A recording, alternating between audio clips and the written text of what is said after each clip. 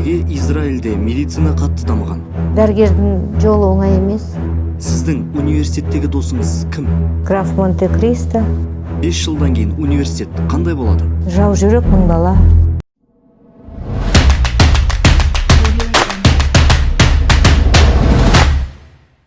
Қайырлы кеш, құрметті достар. Бүгінгі импульстың қонағы медицина ғылымының кандидаты, терапевт, жоғары санаттағы нефролог, клиникалық фармаколог, профессор Мусин атындағы фармакология кафедрасының меңгерушісі Төлетаева Райхан Есенжановна. Қош келдіңіз. Сәлеметсіз бе, кеш жарық. Райхан Есенжановна, сіз жоғарғы санаттағы нефролог, терапевт, медицина саласының үздігі, фармакология кафедрасының меңгерушісі.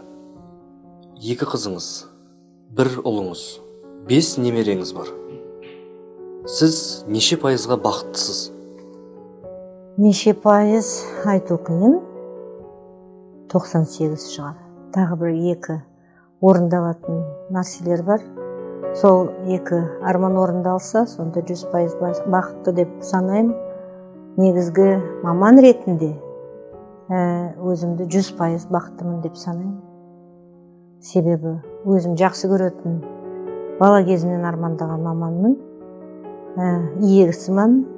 Сол қызметімді жақсы көрем. Жақсы көрсең бақыттысың деген сол ғой. Жұмысыңды жақсы көрсең бақытты деген сол. Фармаколог ретінде маусымдық тұмауға қарсы тұру үшін қандай витаминдер ішуге кеңес бересіз? Негізі осы ковид қой сіздің сұрап отырған сұрағыңыз. Жалпы иммунитеттері төмендеп бастайды, кішкене әлсіздік танытады. Сол кезде адамдарға қандай витамин ішуге кеңес бересіз? Негізгі мына бірден дәріге ұмтылған емес, адамның өмір сүру салты бар, өзінің тәртібі бар. Мысалы, егер сіз күні бойы жабық ғимаратта отырсаңыз, таза ауаны көрмесеңіз, физикалық ешқандай күш түспесе, сіз кешке дейін ол дәрі-дәрмекпен немесе дәрумендермен денсаулықты дұрыс қалыпта ұстау онша дұрыс болмайды деп санаймын. Ең бірінші ол режим дейді, күн тәртібі. Адам таза ауада болу керек, ол жаяу жүру керек, ол күн сәулесін көру керек. Және де отырған жұмыс орнында да қимыл көбірек болу керек. Әсіресе офистік жұмыста экраннан келген анау магниттік излучениялар, қатып қалған поза, оның бәрі денсаулыққа күш береді деп айтуға келмейді. Сондықтан ең бірінші күн тәртібін қарастыру керек. Екінші, дұрыс тамақтану керек. Дұрыс тамақтану деген ол таңғы ас ішілу керек міндетті түрде. Күніне бір уақыт болсын ыстық тамақ ішілу керек. Содан кейін ол тамақтың құндылығы жоғары болу керек. Оның ішінде бізге қажетті компоненттер барлық болу керек. Ет тағамы ма, өсімдіктер ма, жеміс-жидек па, соның бәрі адамның организміне күш береді деп санаймын. Ал дәрумендерге келетін болсақ, ол әрине С витамині. Ол С витамині біздегі цитрустарда бар, бұрышта бар, басқа да қызанақ дейміз. Көптеген жеміс-жидектердің құрамында бар. Ол С витамині, бірақ оның бәрінің күші кейде жеткіліксіз бол. Сондықтан сезон бойы келетін жаңағы вирусты аурулар кезінде С дәруменін қолдануға болады. Қазір көптеген зерттеулер басылымда шығып жатыр. Д витамині керек деп. Енді Д витаминінің өзінің тәртібі бар, қабылдайтын. Оның дозировка дегені бар. Оның жетіспеушілігінен көрі шектен тыс қолданған көбінесе тіпті қауіпті болып табылады. Сондықтан Д витамині ол күн сәулесі. Сондықтан әсіресе кішкентай бала болса, оны күнделікті таза ауаға шығарып, күн сәулесінде біраз болсын оған серуендету керек. Жақсы, рахмет. фармаколог пен фармацевттің қандай айырмашылығы бар? Көп қарапайым адамдар түсінбей жатады осы екі саланың. Енді фармаколог деген ол фармакология ғылым. Ол дәрі дәрмек туралы соны зерттейтін, анықтайтын ғылым. Ал фармация деген ол мамандық. Ол мамандық, ол мына дәрілерді шығару, өндіру, оны тарату. Және де бұл екі мамандықтың арасында әрине көптеген бірге қарастыратын сұрақтар бар. Бірақ бұл екі бөлек маман. Фармацевт, фармаколог деген екі бөлек маман. Фармацевт көбінесе аптекалар, дәрі шығаратын зауыттарда істейді, технологтар болады, токсикологтар болады. Бұл біраз бөлек профессия. Оны бітірген, оны фармацевт болу үшін фармация факультетінде оқиды. Ал фармакологтар ол клиникалық мамандық, ол медицина бітіретін адам фармаколог бола алады. Фармацевт болу үшін адам қандай қасиеттерге ие болу керек? Ол химияны ең бірінші жақсы көру керек. Өйткені фармация факультеті, фармация мамандығында өте көп химия пәндері бар, формулалар бар. Және де ол адам мына жаңа дәріні ойлап шығаруға бір сондай қабілеті болса, немесе ізденушілігі болса, зерттеушілік өзінде бір қасиеттері болса, онда фармацияға барып, оның ішінде жаңағы технология лекарств деген бар, фармакогнозия деген бар. Бірнеше сондай ішінде мамандықтар бар фармацияда. Өте қызықты, өте маңызды, жаңа дәрі өндіруге болады. Немесе өсімдіктерден экстракт, әлгі сондай пайдалы экстракт бөліп шығару, оны дәрілік қасиеттерін анықтау, онда фармацевт. Сонымен қатар фармацевт мамандығын таңдау үшін қызығушылықты да таныту керек. Ол бірінші химияға бейім болу керек, химия пәніне. Екінші сондай бір зерттеушілік қабілет болу керек. Және ізденушілік, қызығушылық болу керек. Сондай өсімдіктерге, дәрілерге, соның құрамына ізденушілігі болса, онда ол фармацевт болады көбінесе. Не үшін фармацияны Семей медицина университетінде оқу керек? Не үшін? Біздің регионда, себебі бұл мамандық өте керек, қажетті мамандық. Бізде кадрлардың тапшылығы бар. Фармация саласында кадрлардың үлкен тапшылығы бар. Негізгі үлкен флагмандар бар, фармацевт дайындайтын. Ол Шымкенттегі Южно-Казахстанская медицинская академия деген. Ол енді фармацияның ең басты жоғары оқу орны. Әрине, ол жерден алған білім өте жоғары деңгейдегі білім. Себебі дәп сол жерде олар зауытта тікелей тәжірибелік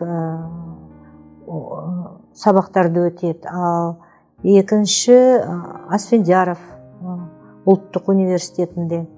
Ол жерде де фармация факультеті дамыған, оларда үлкен штаты бар. Сондай факультет, өздерінің диссертациялық кеңесі бар.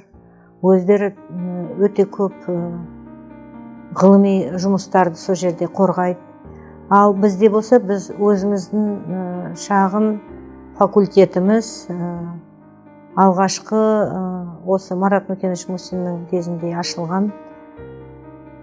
Бұл енді өзіміздің регионға, өзіміздің өңірге маманды дайындауға сондай мақсатпен кезінде құрастырылған факультет. Өзімізді кадрмен қамтамасыз ету үшін оқу керек. Рахмет. Пандемия кезінде қандай дәрілердің түрлері тапшы болды? Пандемия кезінде адамдар көбі паникаға ұшырап, аптекада тіпті қарапайым ыстық түсіретін дәрілердің өзінің тапшылығы болып кетті. Ол енді бүкіл бізде ғана емес, бүкіл Қазақстанда болған сондай бір мәселе болды. Ол енді оның себебі адамдардың біраз қорқынуға бас бұрғаны, қорқып көмексіз қаламыз ба, дәрісіз қаламыз ба деп. Содан кейін жерден телевидениедан жаңағы социалды жүйелер бойынша кеңестер беріліп жатты. Ковидті қалай емдеу керек. Соны естіген сайын адамдар барып алдын ала ертерек алып қоятын жағдайлар болды. Енді бірте-бірте ол мәселе шешілген сияқты. Антибиотиктерді да, ыстық түсіретін дәрілерді де бәрін жоқ болды деген ол рас енді. Дәл сол ковид кезінде тіпті термометрларға дейін жоғалып кетті. Қазір бүкіл Қазақстанды дәрімен қамтамасыз ете аламыз ба? Енді ол жайлы ақпараттар жүреді. Қандай пайызға қамтамасыз етіліп жатыр. Бірінші толқыннан кейін ковид біраз басылып, адамдар біраз жеңілдеген соң дәрілерге де сондай ұмтылыс жоқ. Дәл қазір енді албаты дәрі ішуді де қойды көбінесе адамдар.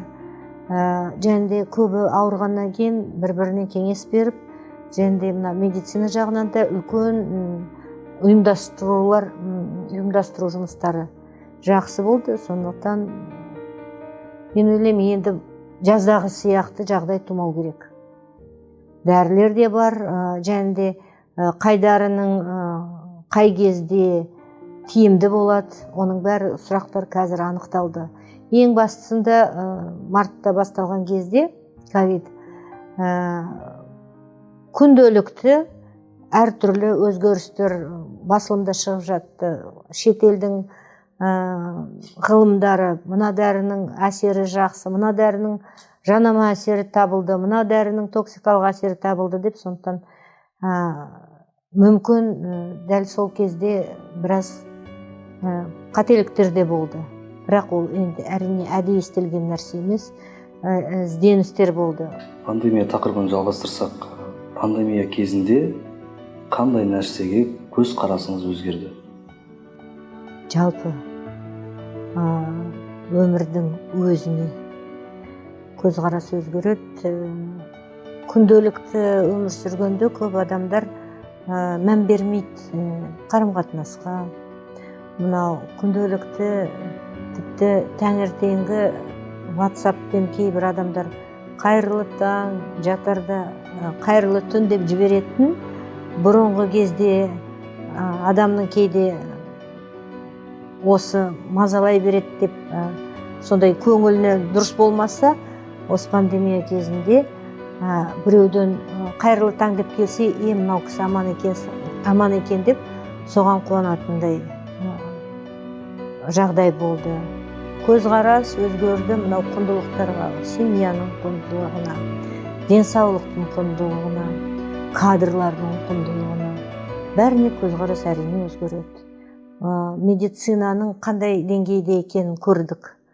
Дәрігерлерге, медициналық қызметкерлерге тапшылығын да көрдік. Олардың өздерінің де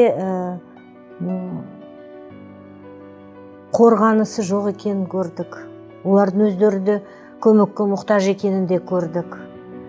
Көп нәрсеге көзқарас өзгерді, көз жетті. Барлығына үлгі болып көрсететін сүйікті студентіңіз бар ма? Мына студент үлгі деп айтатындай. Олай айтуға келмейді. Біреуін айтсаң, біреуін ұмытып кетесің. Себебі ондай студенттер көп. Жақсы студенттер бөліп, жарып, біреуін ғана айтқан ұстазға дұрыс болмайтын сияқты. Жалпы алдымнан өткен студенттер бәрін басында қатты кездесеміз. Цикл басталғанда, алғашқы сабақтарда сондай бір суық адам деп, мінез қатты адам деп өздері қорқып келеді.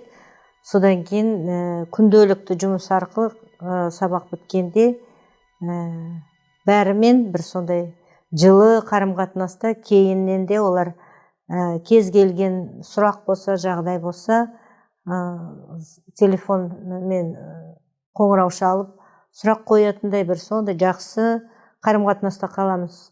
Сондықтан жаман деуге болмайды адамды. Студенттер егер шынымен дәрігер болып келем деген студент алдыма кездессе, оның бәрі жақсы деп санаймын. Университет 5 жылдан кейін қандай болады? 5 жылдан кейін енді заманға сай, дамыған, өте бір мықты кадрлармен танымал, және де деңгейі жоғары оқу орын деп бір рейтингта, қазір өзі сондай заман ғой, құндылықтың бәрін рейтинг көрсетеді. Қазіргі күнде де біз университет рейтингтарды алатын орны жаман емес. Сондықтан бір бұдан да жақсы университет болады деп санаймын. Мына заманауи университет болады деп санаймын. Университетте әйел адам ректор болса, қандай өзгерістер болады? Бізде болған Тамара Александровна Назарова деген ректор. Ол кісінің еске алғанда, әрбір адамның жүрегінде бір жылу пайда болатын сияқты. Себебі әйел ол өмірдің басы. Қай бір әйел болсын, ол тұрақтылыққа бейім болады. Содан кейін адамдарға деген қарым-қатынасы мүмкін бір ерекше болады, ана сияқты болады. Барлығына анасы сияқты, қай бір ана баласына қиянат жасайды. Сондай болатын шығар енді. Сіздің университеттегі досыңыз кім? Енді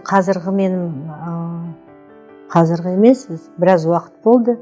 Альмира Капановна Ахметова деген дерматовенерология кафедрасының меңгерушісі.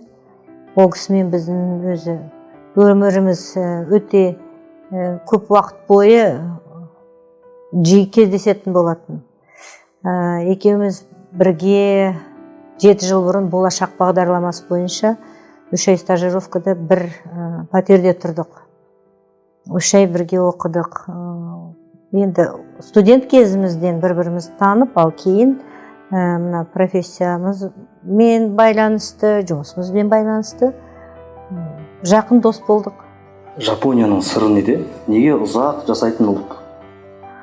Жапонияның сыры ол олардың культурасы. Ол халық өте төзімді халық. Және өте тәртіпке сондай берік халық. Олардың ұстанымдары мықты. Олардың идеологиясы мықты. Оларда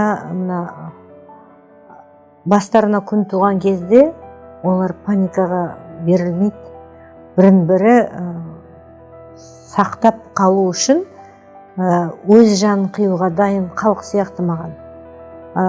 Жалпы өте жақсы көрем жапон халқын, жапон елін. Өзім о жақта болған жоқпын, бірақ о жақтың адамдарымен таныспын. Сол елде мен балам оқыды.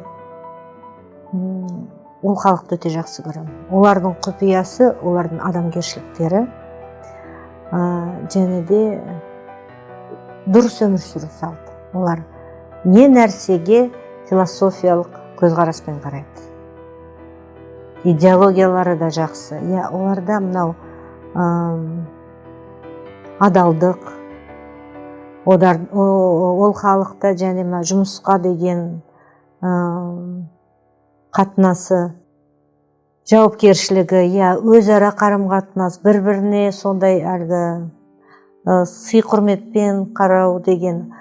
Мысалы, біздің қазақтың балаларын жылда Жапонның елі Саньо мектебінде оқытады. Қарап отырсаңыз, бізде өз мектептерімізге біз балаларға ақша төлейміз. Ағылшын тілін оқу үшін бөлек ақша төлейміз. немесе әрбір сыныптарды, әрбір сабақтардан репетитор алып, балаң мектепке барса да, оны кешке дейін ана репетитор, мына репетитор қосымша ақша төлеп оқисың.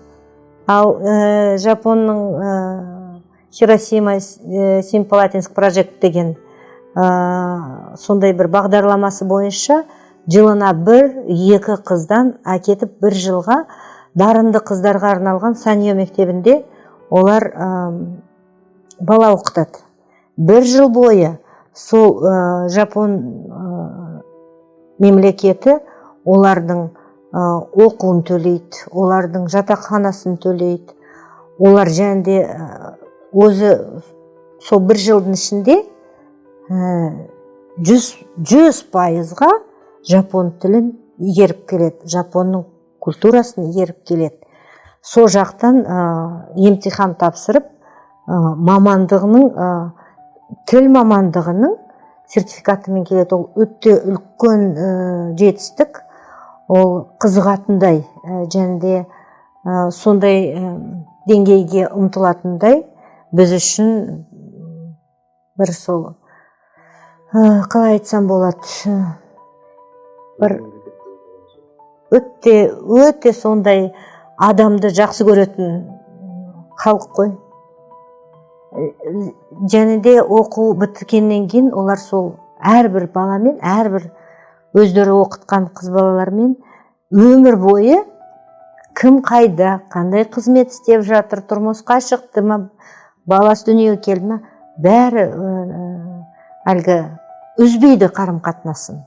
Сол жерге барғанда өздерінің жапон анасы, жапон әкесі болады, апасы, атасы болады, хоумстей дейді, демалыс күндері үйіне әкетіп, оларды серуендетіп, оларға әлгі әртүрлі экскурсия жасап, және баланы да сол жерде ол оқу тек қана мектепте оқымайды, ол сол жерде өзінің талантын көрсетеді. Мектептерге, детсадтарға барып, сол жердің балаларымен неше түрлі ойын өткізеді, концерт береді.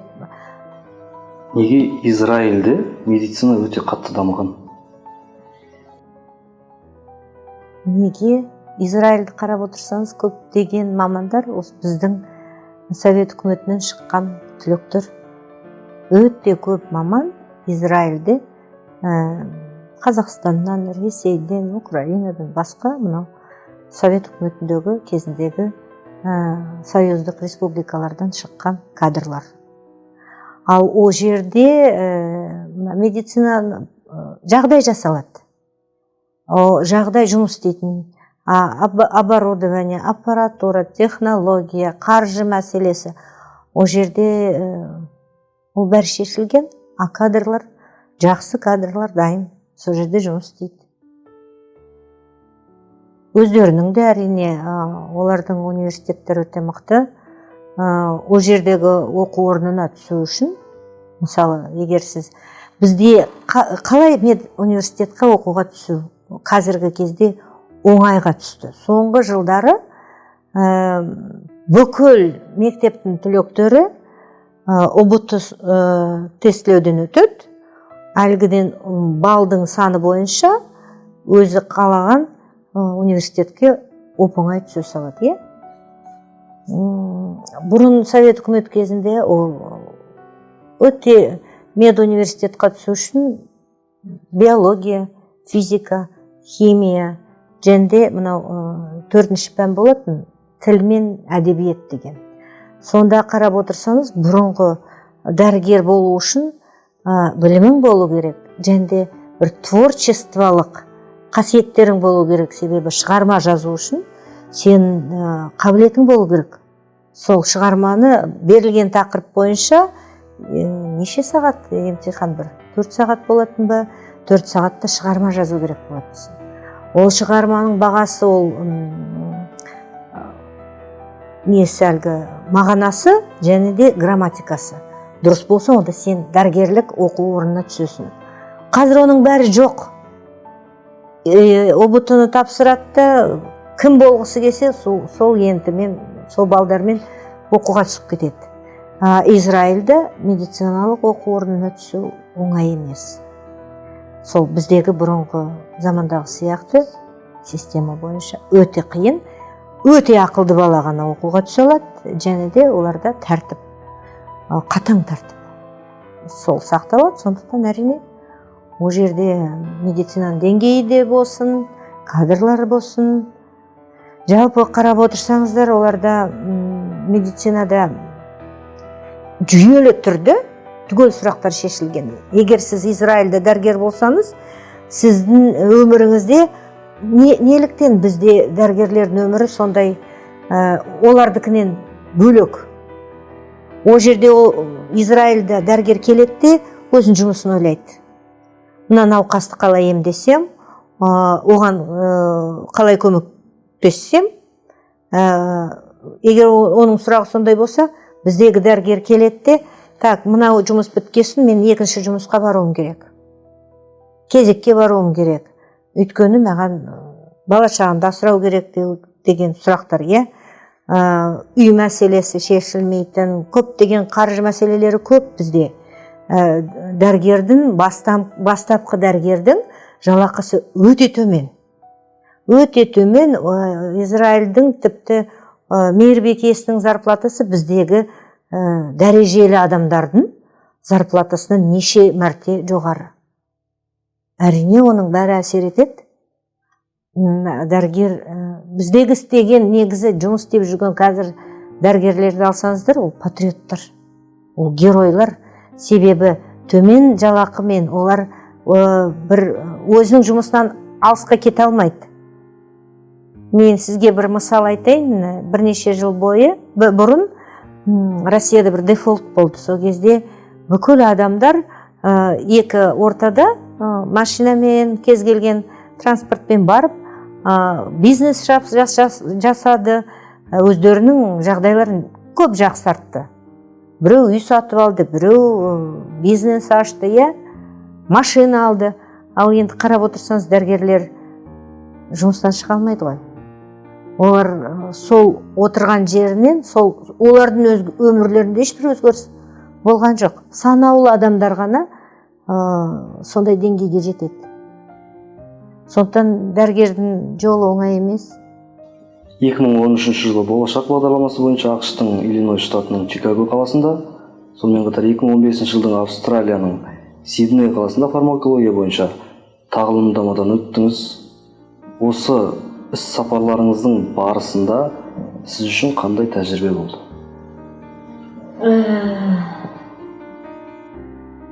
Бірінші, ол барғанда өзіңді сынаумен байланысты. Сен өзіңнің әріптестеріңмен, со жақтағы әріптестермен өзіңді салыстыра аласың ба, жоқ па? Ол жерге барғанда олар басқа жүйемен дайындалған дәрігерлер, біз өзі жүйемізде дайындалған дәрігеріміз. Болашақтан өткенде ол үлкен сынақ болды. Ол жерге келгенде бірінші Америкада өте қуанғаным, менің білімім жеткілікті екеніне көзім жетті. Қай сұрақтар болсын, медицина саласында, ғылым саласында, оқу саласында менің білімімнің жеткілікті екеніне өзі көзім жетті сол жерде. Өйткені ол жерде сен салыстырасың. Олардың айтқаны саған түсінікті, сенің айтқаның оларға түсінікті. Бір тілде сөйлеу деген, ол бір сондай жақсы қуат береді екен. Екінші, сол жерді дәрігерлердің, ғылымдардың, оқытушылардың өмірін көріп, әрине осы жақта соны қайталауға тырысасың. Соған басқаларға әлгі бағыт бересің. Осы бағытпен осы жұмыс істеуге, ол жердегі өткен тәжірибелерге әрине өте ризамын. Кейін әлгі жұмыста да қолдануға келді, орынды болды. Оқушылармен, өзімнің әріптестеріммен жұмыс істегенде де барлық алынған білім бәрі керек болып шықты. ақш ұнады ма сізге, Австралия ұнады ма? әрбір елдің өзінің ерекшелігі бар. Екі елде ұнады. Австралияның ерекшелігі алыста тұрған материк, бірақ та олардың мына егде адамдарға деген социалдық әлеуметтік бағдарламалары мықты екені маған ұнағаны сол болды. Мысалы, егде адамдарға деген көмегі медицина саласында. Тағы не ұнады? Олардағы фармациясы өте жоғары деңгейде. Фармаконадзор деген бар, дәрілердің қауіпсіздігін бақылайтын сондай не бар, жүйе бар. Фармаконадзор өте мықты. Оларда қатаң сақталынады мынау тәртіп. Фальсификат дәрілер болмау керек, дәрінің сапасын қатты қадағалайды. Өмір сүру деңгейлері ұнады екі елдің де. Америка Құрама Штаттарында әрине біз болған кезде Обама Кер деген 5 миллион американдық халықтың страховка, медициналық страховкаға қол жетімсіз. Соларды қалай қорғау керек деген сұрақ күнделікті эфирдан да біз оқыған жерде де естіп отыратынбыз. Обама Кер деген программа. Бірақ ол программа біраз жүзеге аспады. Обаманың президенттік уақыты шектелгеннен кейін. Жалпы медицинасы өте қымбат. Өздері оны қабылдайды. Қымбат біздің денсаулық сақтау негізі жүйеміз дейді. Бірақ та оларда енді қаржы мәселелері бөлек қой бізге қарағанда. Олардағы страховая медицина бөлек. Ал егер жағдайы төмен болса, адамға әрине қол жетімсіз. Біздегі сияқты емес. Біздегі медицинаның 100% қол жетімдігі кез келген адамға көмек көрсетіледі, солай ғой. Бізде ол адамды бөлмейді, мынау бай, мынау кедей деп. Тіпті страховкасы жоқ болса да, бізде оны ешкім далаға лақтырып тастамайды. Біздің де еліміздің артықшылықтары. Біздің артықшылық ол біздегі біздің негізгі медицинадағы күшіміз ол кадрлар. Ол біздің қызметкерлер, ол дәрігерлер, ол мейірбикелер, ол санитарлар өте төмен жалақы алса да жанын салатын, осы қызметке беріліп жұмыс істейтін кадрлар. Міне ең басты құндылық, ең басты біздің денсаулық сақтау саласының байлығы деп кадрларды ғана айтуға болады. Ең бірінші ол кадрлар. Рахмет. Азияда қай мемлекетте болдыңыз? Азияда көп болған жоқ. Южная Кореяда болдым. Тегу қаласында. Немеремнің кіндігін кестім. Өте ұнады. Өте ұнады. О жер тіпті ерекше енді. О жердің халқы да ерекше. О жердің медицинасы маған есіме біздің Совет үкіметіндегі кезіндегі акушерство гинекологияны есіме түсірді, бірақ әрине даму жағынан олар әрине алдыға кетті, бірақ өте қатты ұнады маған. Екінші, биыл жылдың басында Бангкокта болдым. Бізде үлкен бір конференция болды, 25 мемлекет қатысып. Басқа Азия елінде көп болған жоқ. Жұмыс бойынша. Оңтүстік Корея бойынша сұрақ қойсам, Қазақстандағы жастар Кореяға жұмыс істеуге баруы еліміздің экономикасы төмендігін көрсете ме? Әрине. Әрине. Ол жастарда жұмыс жоқ. Оларға үй әперетін, басқа жағдай жасайтын әке-шешесінің өздерінде шамалар жоқ, өйткені олар өздері әлгі осы кейінгі замандағы жас ата-аналар ешқандай мәселелерін шешіп бере алмайды. Ал көптеген семьяның мәселелері осы үйдің жоқтығы, ақша тапшылығымен байланысты болады. Ол қандай сезіммен адамдар қосылса да, егер күнделікті олардың өмір сүру күнделікті бір күресте өтетін болса, әрине ол төзімді бол деп айтқаннан мәселе шешілмейді. Мен танитын балалар бар, сол жаққа барып жұмыс істеп, қаржы жинап, осы жақтан қайтып кеп үйге әлгі алғашқы взносын салып, ары қарай жұмыс істеп жатқан балалар бар. Шынымен жастарға оңай емес қой. Сондықтан олар әлгі Албатыдан Албаты о жаққа кетпейді ғой. О жаққа барғанда олар істеген еңбегіне қарай сондық жақсы қаржы табады. Өз мәселелерін шешеді, өзінің әке-шешесіне көмектеседі. Ол жерге барғанда олар қаңғуға бармайды ғой, олар жұмыс істеуге барады. Мен оларды тек сыйлаймын деп айта аламын. Сондай батыл болу керек.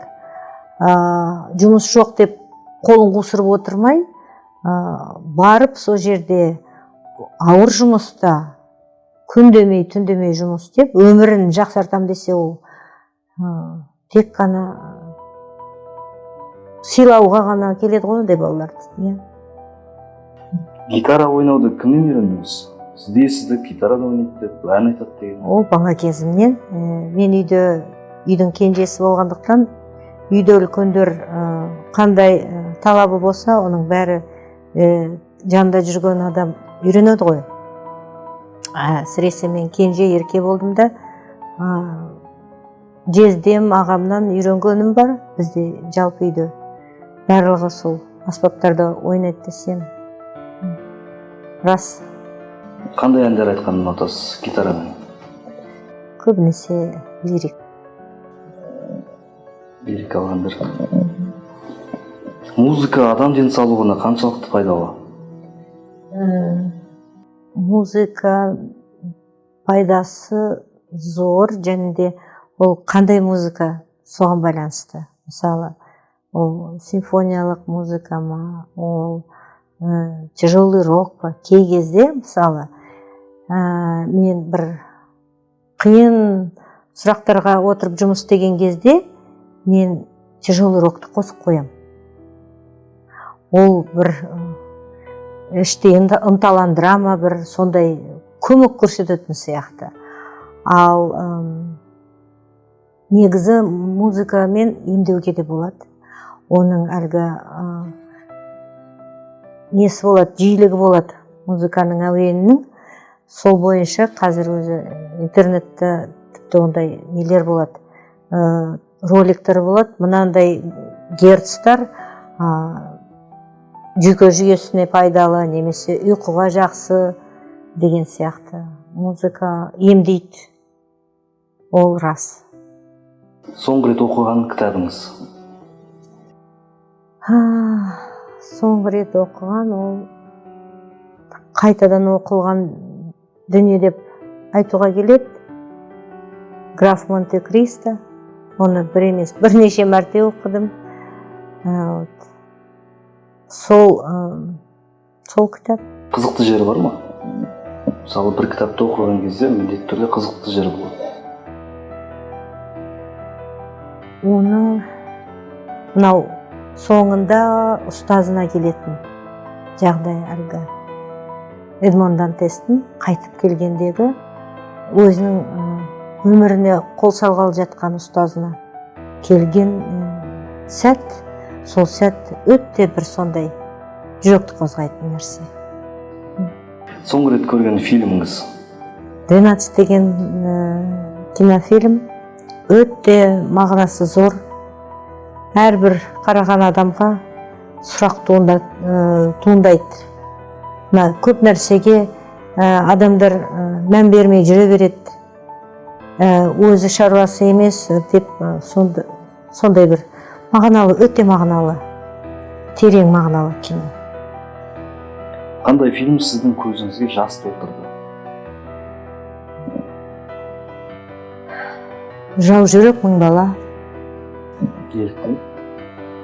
біздің жас балалар, ұл бар, қыз бар, елім жерім деп сақтау үшін жоңғарлармен әлгі шайқасқа түсіп, сол жерде қаза болып жатқанда әрине көзге жас келеді.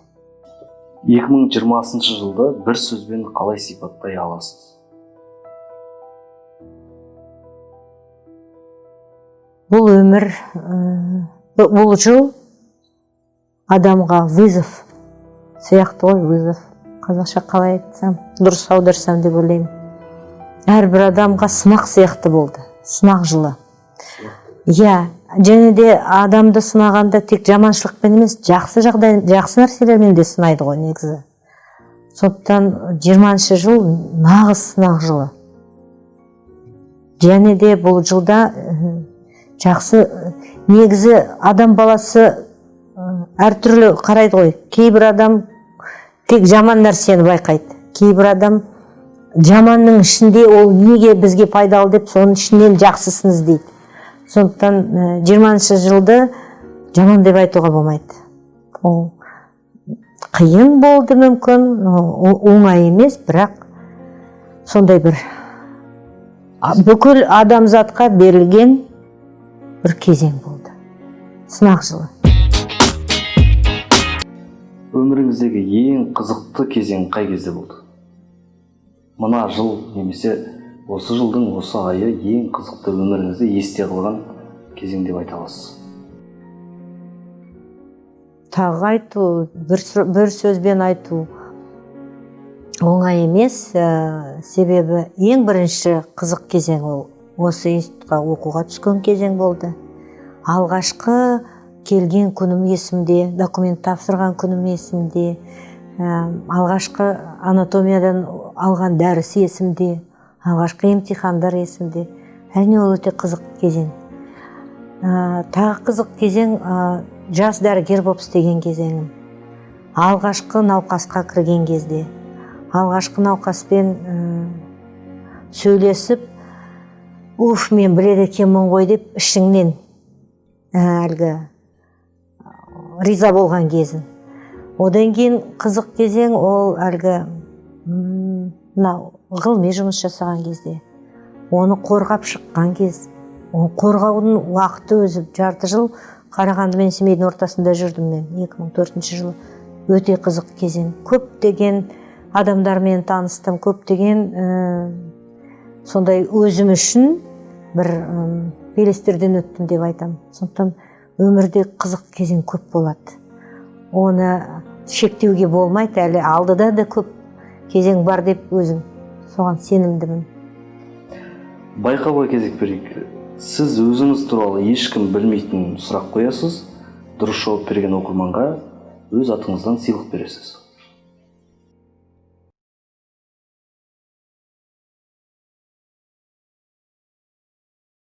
Қандай сұрақ қойсам?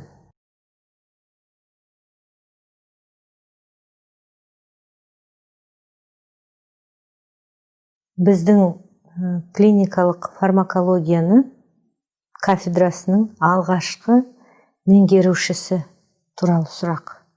Кім алғашқы клиникалық фармакологияны басқарды, кім осы кафедраны ұйымдастырды?